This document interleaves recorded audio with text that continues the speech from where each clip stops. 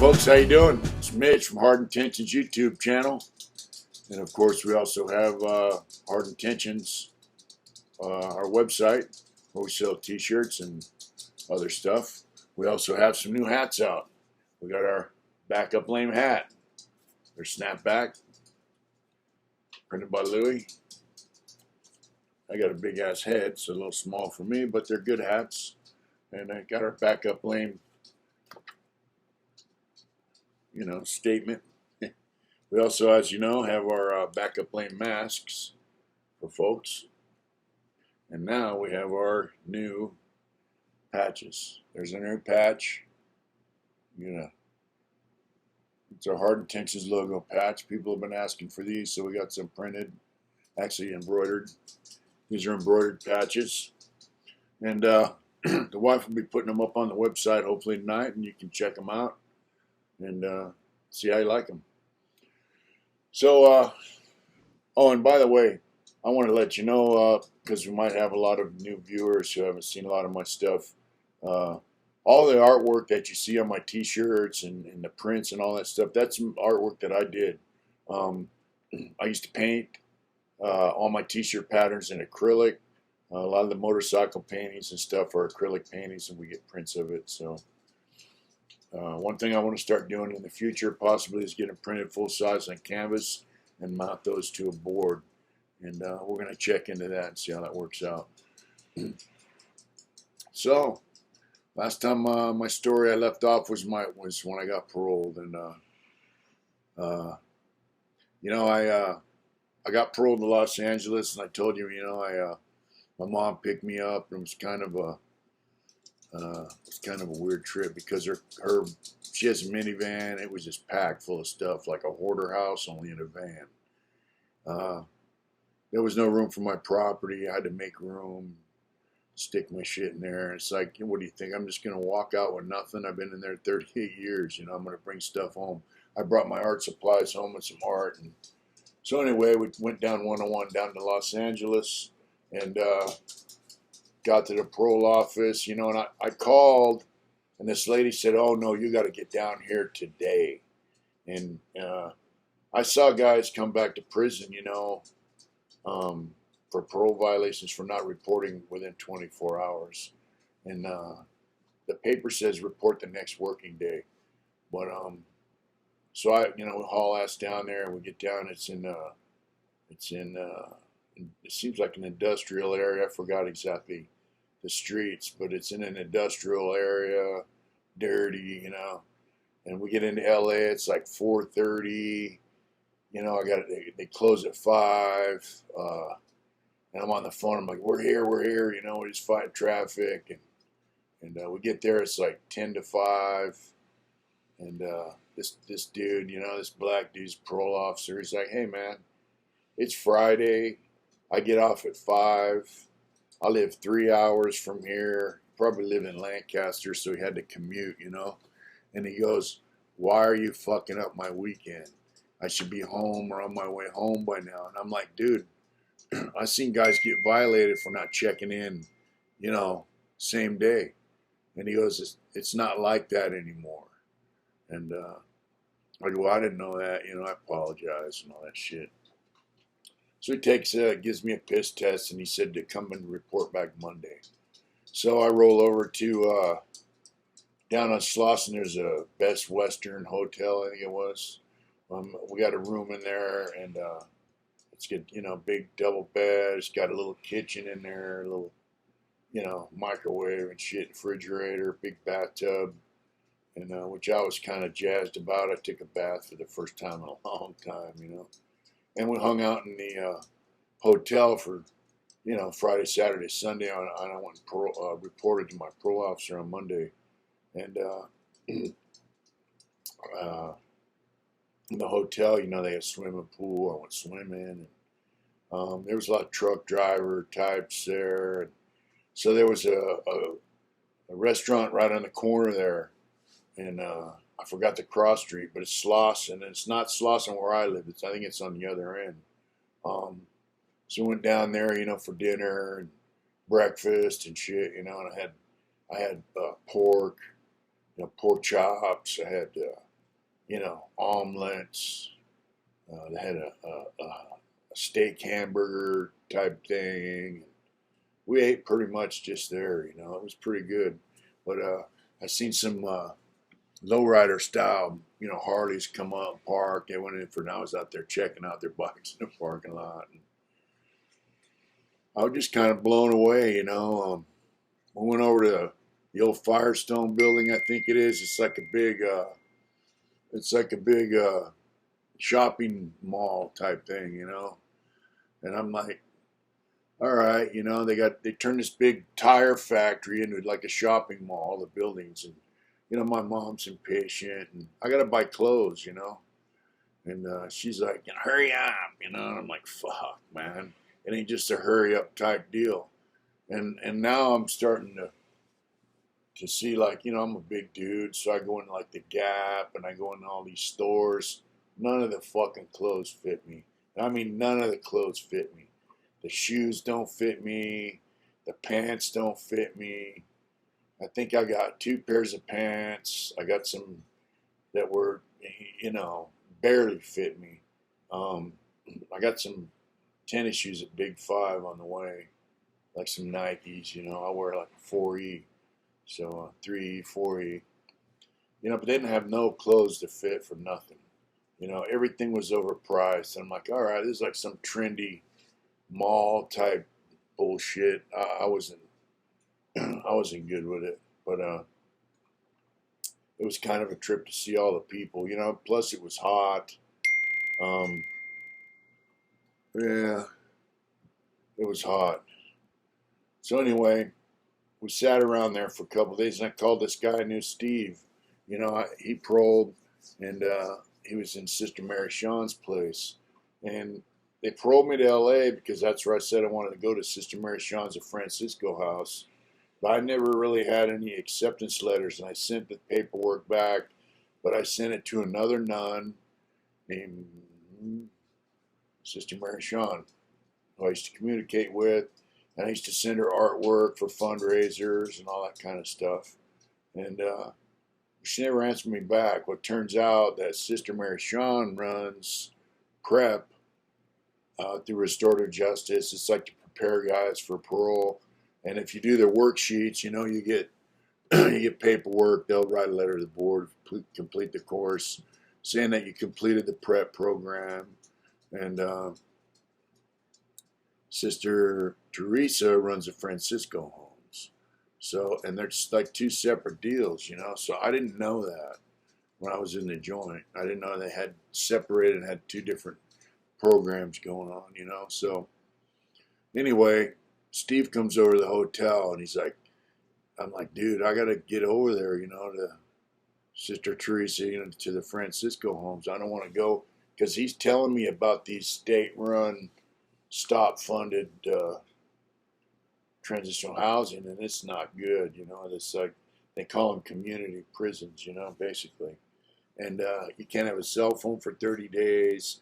And it's not just lifers. You're in there with a bunch of guys that have been in and out of prison. And it's like, guys are, playing stupid games. Some of these guys are using. Some of these guys are hustling. It's kind of stupid. I'm like, you can't leave unless you have a pass to go to a certain place at a certain time. And I'm like, man, that's bullshit, And later on, when I was at the DMV, or when I was down at the, getting my CalFresh EBT card, I seen dudes in there, and they're like, yeah, it sucks, They had to get a pass to go out and all that. So Steve's like, hey man, there's no beds, but I'm going to see if she'll accept you as a couch sleeper. So what it is the place I ended up going, it's a duplex. They got 12 guys in the front, 12 guys in the back. But one guy sleeps on the couch in the living room, and he has his shit in the closet down there. So I'm like, hey, whatever it takes to keep me out of that stop-funded place, And so he goes, I'm going to get on it, So, Monday rolls around. My mom drives me to the parole office, and And my mom's real impatient, real, hurry up, hurry up, hurry up, And so anyway, I go and talk to the parole officer, and I think her name was Hawes. And she got some tattoos, and she's pretty cool, And she goes, so what are your plans? I say, hey, this is what I plan on doing, this and that. And she says, I think I'd like to stick you in, I don't know, Health Right 360 or one of these stop-funded programs. And I told her, I'm thinking that's the last place I want to be. And she says, well, why, I said, well, I just did 38 years in prison, man, and I've been through every program the state's got. They let me out. I've been going to NA for years. I did the long-term offender program, and I want to get out here and work and get my life on track, and I don't want to live around a bunch of assholes that've been in and out of prison. I don't need it. And so she's like, well, what would you rather do? And I told her I want to go to see, I told her, Sister Teresa said that she would interview me and for a spot, And she goes, oh, okay. Now you got to remember, man, I heard all the horror stories about parole, how fucked up it was, how regulated it was, how they were on you like a cheap suit. And so she gets on the phone and calls Sister Teresa and says, okay, blah, blah, blah. Hangs up the phone. She goes, all right, see you later. I go, what's up? She goes, go over and see Sister Teresa for your interview. And I go, all right. And, I have my gate money and shit. And so I'm like, cool, I go to Sister Teresa's, which is all the way on the other side of town in South Central, And we roll in there, and she's like, hi. It's not even an interview. Turns out that this asshole in the house I ended up moving into, in the room I moved in, his roommate split. His roommate was like, screw this, I'm not living with this dude. And he moved out. So a bed opened up. And so I kick him down. You give him like $50, your $200 gate money the first day. And they tell you all the program, all that kind of stuff. Meet and greet. And I was in. I had a place to live. And of course, my mom was headed, she had sold her house and was living in hotels in Paso Robles until I got out. And I told her, don't sell your fucking house. She did. Anyway, never listens to me. And she just thought Las Vegas was a big dream come true. You could buy houses cheap and sell them, That's her big deal, But so she was headed to Las Vegas. So we went over to 54th in Vermont and pull up in the driveway, and I walk inside, and this is a brand new pad. It's a duplex, it's 2 stories. And what they're doing, these development companies are buying these old houses in South Central, tearing them down and building duplexes. And they're tearing down these bad-ass old pads, and they're putting up duplexes. And they're 5 bedrooms, 3 baths. They're I don't know how they're passing building codes, to be honest with you. They suck. Super bad suck. But there it is. It's brand new. Garage in the back, little skinny garage in the front. And so, we pull in. My mom went out front, and I walk in. I'm like, hey, what's up? I'm expecting house manager, and somebody there to tell me what's going on. And there's a black dude there, Naeem. He's what's up? And I'm like, yeah, And so he helped me unload all my stuff out of my mom's car. Shook her hand, how you doing, all that stuff. So I put my stuff. He goes, your roommate said not to move your stuff into the room until he gets home. And so right away I'm thinking, oh, I got a fucking control freak motherfucker, So I go, okay, cool. Put my shit in the living room, and give mom's hug and all that stuff, and she split. And Naeem was cool. He hung around for a while. He had to go somewhere or whatever. And I was like, wow, And so, the other places, they got curfews, even sober living things that are not state run, they have curfews. They have a bunch of rules. And other ones, like the state-run ones, they really got regulations. Some people live at the Mission, down in Skid Row, you know. So the thing with the Francisco house is there's no curfew. The rules basically are, you don't use drugs, or alcohol at that place, and you don't smoke in the house. You can smoke outside the house. There's no curfew, like I said. There's no figure of authority, so to speak. There's a house manager basically to make sure everybody cleans the place up and all that kind of shit. If something breaks down, he lets Sister Teresa know, and kind of keep the peace, and just make sure everything's run right, I guess. But it's really a loose knit deal, and I liked it because, like I said, I did 38 years, man. I don't need to, be regulated. Now I'm in left prison. I don't want to be in prison on the street. You know what I'm saying? And I just thought it was cool as hell. I mean, I'm right there in the ghetto, and I went and sat out front, and the chairs out front. And they got a little tiny yard, and just watch cars go by, watch people walk by, and guys come around, and some of the guys got off work and all that shit. And I'm like, hey, what's up? Introduce myself and all that kind of stuff. And I had my birth certificate. I didn't have my social security card, but I knew my number. And so the next day, I'm on it. I want to get the ball rolling. I don't like the bullshit and sit around and play games. So anyway, the guys go, all right. I got to get an ID. They're all right, cool. And I had a little bit of money. I had my gate money, and then I was waiting on some other money.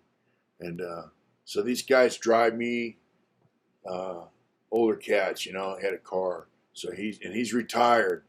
So he drives me down to the DMV, and he goes, all right, now when you come home, you walk down to this street, and you get on this bus, and you go this way. And I'm like, all right, cool, So I sat in the DMV, and I did whatever, and they gave me some papers, and then I walked down to where he said, got on the bus and rode home. I thought that was the coolest shit in the world. Even though I had to sit in the DMV for 2-3 hours and didn't accomplish a whole lot. You need to have 2 proof of residence before they'll give you your stuff, your ID. You need your birth certificate and all that. So I got a letter from Sister Teresa saying I live there, because they worked it out with him, saying that they would accept that. And I forgot what else I got. I ended up I went to CalFresh. That's what it was. I went to CalFresh first, came back, and CalFresh has your address on the paperwork they give you. Then I got a letter from Sister Teresa saying, that I live there. So I went back the next day, gave that to them, processed it, boom, ID's in the mail. And then I had to wait like a week or 10 days, whatever. It took a minute. Took a little longer than normal, to get my ID. And then as soon as I got it, I went down to the Social Security office. I think I took the bus part way, walked in, first in line, got my Social Security card coming, So that was a big deal, was to get my ID, my Social Security card, all that kind of shit. Those are big steps for me. And you're kind of like, yeah, I'm doing it, And in the meantime, you're walking around, you're riding the bus around, you're seeing your surroundings. Like I live here and I'm over here and I got to go this way to get home. And, so you're learning to navigate the area. And LA is pretty simple to navigate because the streets just go on like a grid for miles. You think 54, so all the streets that got numbers run one way, all the streets that got names and stuff go the other way. That was cool. And I had a little money. I got a check, went cashed it, started a bank account. Um, then I started looking for a motorcycle, and I got a learner's permit to ride a motorcycle. I told her I don't want to drive a car. I just want a license for a motorcycle. I don't need a car license. And the lady kind of laughed, but I'm on the phone, just on it, looking for motorcycles for sale, and I had 10 grand, to mess with. So uh, I'm like, wow. I don't really like baggers. This is an experience that some of you guys that just got out can learn from too. I don't know shit about technology. So I see this ad. It says Street 2016. I got out in 2017. Street Glide. I'm not a big fan, but the price was like, you know, $2,000, And I'm like, fucking, this is crazy. So, I'm calling, I'm emailing, then they send me an email. They said, look, this was our son's motorcycle. Our son passed away.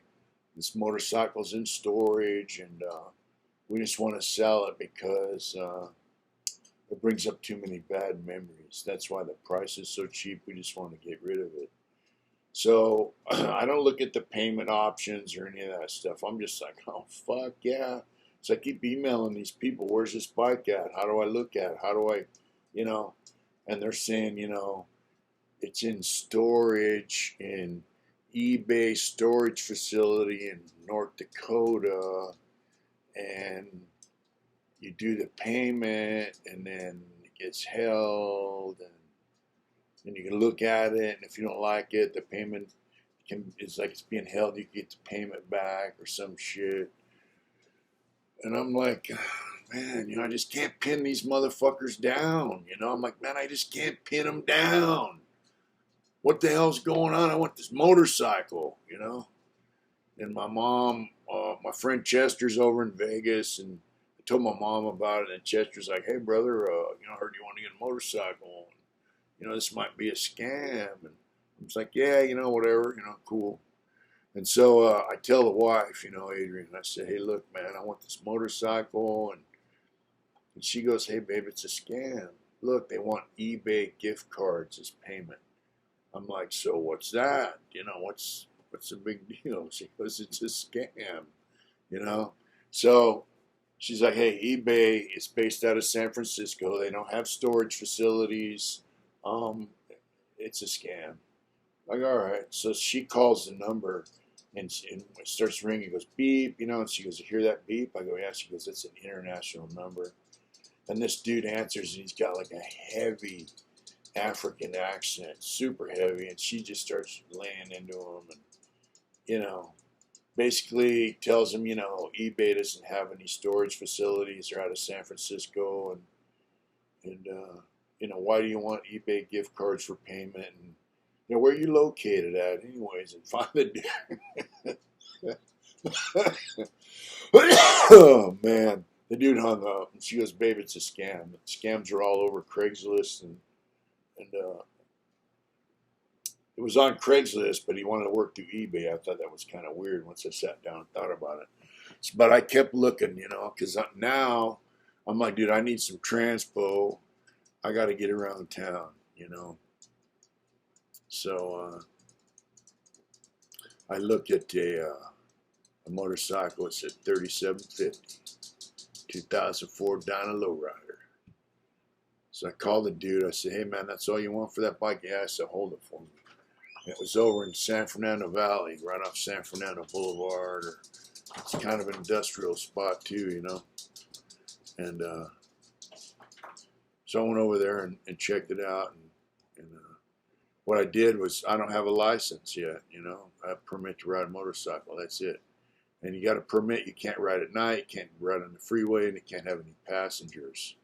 So I don't have a helmet yet or nothing, So I got a Pike, and I rented a U-Haul, and my friend Pike, he's got a license, so we GPSed it over there and pulled in. I got that bike, and we loaded it up in the van, drove it back, and all these dudes are sitting out front. I'm like, hey man, I need a fucking hand here unloading this bike, Pike's older dude, his back's fucked up. He's like, you're gonna have to get somebody to help you with that.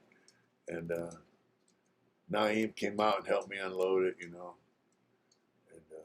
I had a bike. I was thrilled to death.